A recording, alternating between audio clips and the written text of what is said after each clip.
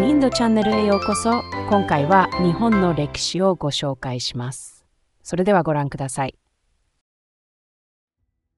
Seperti yang kita tahu, Perang Dunia II merupakan salah satu periode yang mengerikan dalam sejarah dunia ini dan menyengsarakan semua negara yang terlibat secara langsung maupun yang tidak langsung, termasuk Jepang yang menjadi salah satu kekuatan utama dalam perang tersebut.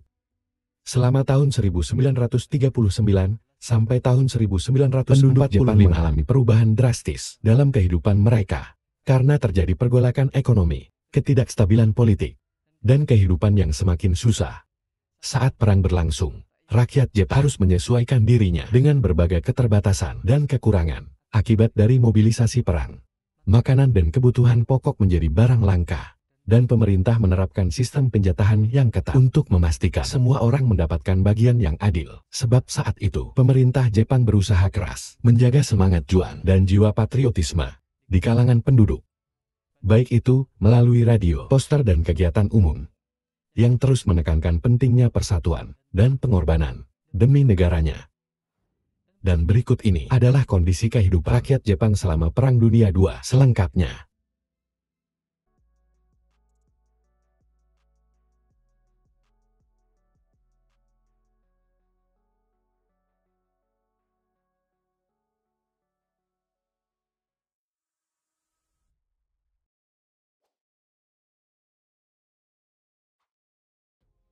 Pada bulan-bulan setelah invasi Jepang ke Tiongkok, tepatnya pada bulan Juli tahun 1937, pemerintah Jepang membuat sebuah aturan baru untuk mempertahankan dukungan serta kepercayaan rakyat pada kaisar, yaitu mereka mewajibkan rakyat Jepang pada waktu tertentu menghentikan seluruh kegiatannya, lalu membungkuk menghadap ke istana kekaisaran di Tokyo selama 1 menit, dimanapun mereka berada. Hal ini pertama kali dilakukan pada tanggal 3 November 1937, yang bertepatan dengan hari ulang tahun Kaisar Meiji.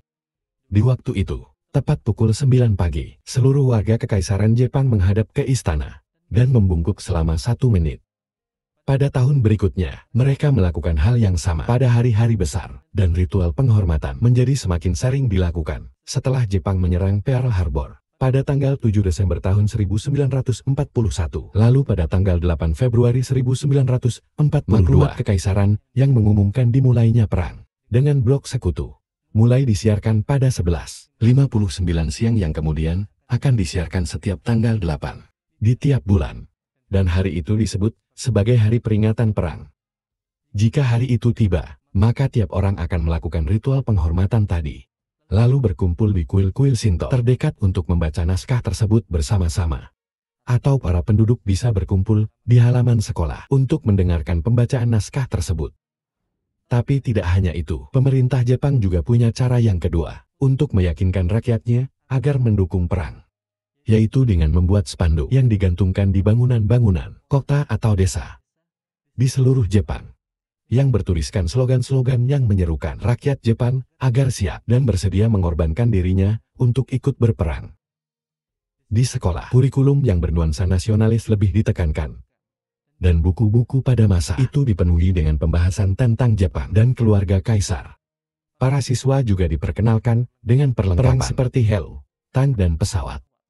Lalu para prajurit digambarkan sebagai pejuang gagah berani yang bersedia mati untuk raja dan negaranya. Selain itu, tentu saja, buku-buku pelajarannya akan mengangkat Jepang di atas semua negara lain. Pada masa itu, ada juga sistem yang disebut tonarigumi, atau rukun tetangga, yaitu sebuah kelompok kecil masyarakat, yang masing-masing terdiri dari 8 atau 9 rumah tangga. Sistem ini sangat berfungsi sebagai penggerak masyarakat, serta memudahkan penyebaran informasi dari pemerintah. Mereka sering mengadakan pertemuan di salah satu anggota untuk membahas topik seperti pertahanan udara, ketenaga kerjaan, penjatahan makanan, dan kebutuhan pokok yang sedang langka, dan pengiriman pria setempat ke medan perang.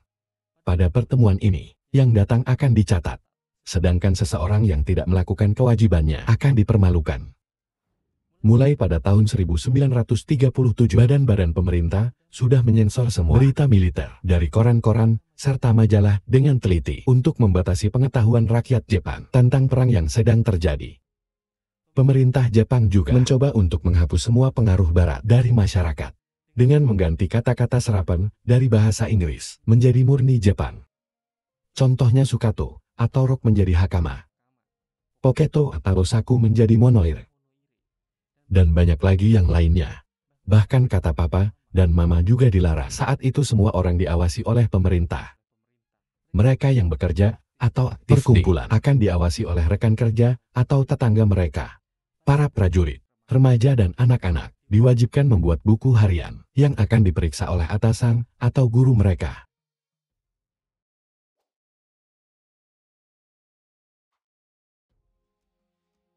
Pada masa itu, masyarakat Jepang ditanamkan adab berterima kasih kepada orang yang harus mereka junjung tinggi dengan beberapa tingkat. Di tingkat paling atas, mereka harus berterima kasih kepada kaisar, serta diwajibkan membalas jasa-jasanya dengan cara-cara tertentu. Di bawah kaisar, ada para tentara karena mereka sudah berjuang melindungi Jepang. Kemudian masyarakat juga didorong untuk menunjukkan rasa terima kasih kepada para petani atas makanan yang sudah dihasilkan.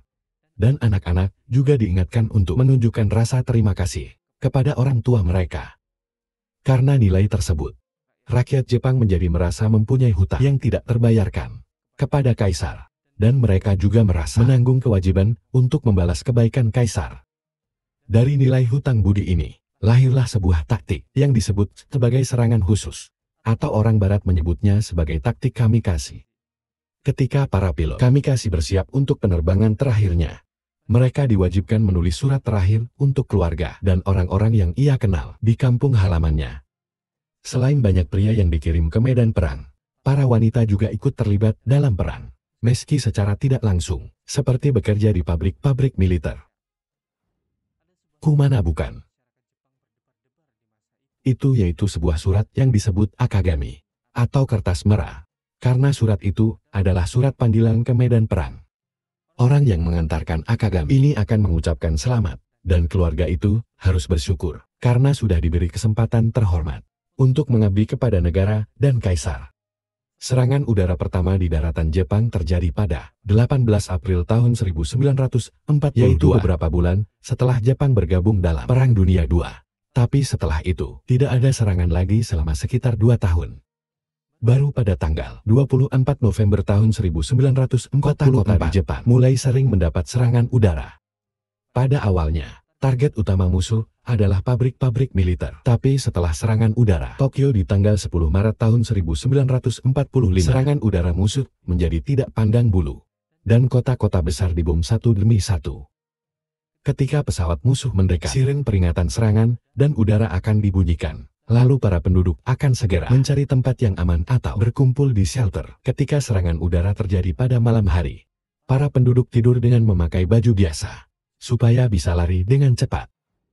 Ketika perkotaan sudah tidak aman, karena ada serangan udara, anak-anak diinstruksikan untuk meninggalkan kota dan pergi ke pedesaan. Tapi tidak semua anak bisa mengungsi. Beberapa ada yang tetap di kota, karena orang tuanya tidak mengungsi, fisiknya yang lemah, atau introvert. Selama itu, pemerintah Jepang juga menerapkan sistem wajib militer. Pria yang berusia 20 tahun, atau mereka yang sudah lulus ujian diwajibkan masuk wajib militer. Bom yang dijatuhkan di kota-kota Jepang adalah bom pembakar, karena sebagian besar rumah di Jepang terbuat dari kayu. Amerika menggunakan bom M69 yang tidak mudah dipadamkan, sehingga kota-kota di Jepang mengalami kebakaran besar. Akibat perang ini, banyak anak-anak yang menjadi yatim piatu dan tidak punya rumah, jadi mereka terpaksa tidur di stasiun kereta api. 最後まで動画をご覧いただきありがとうございます。この動画が気に入った方は、ぜひチャンネル登録よろしくお願いします。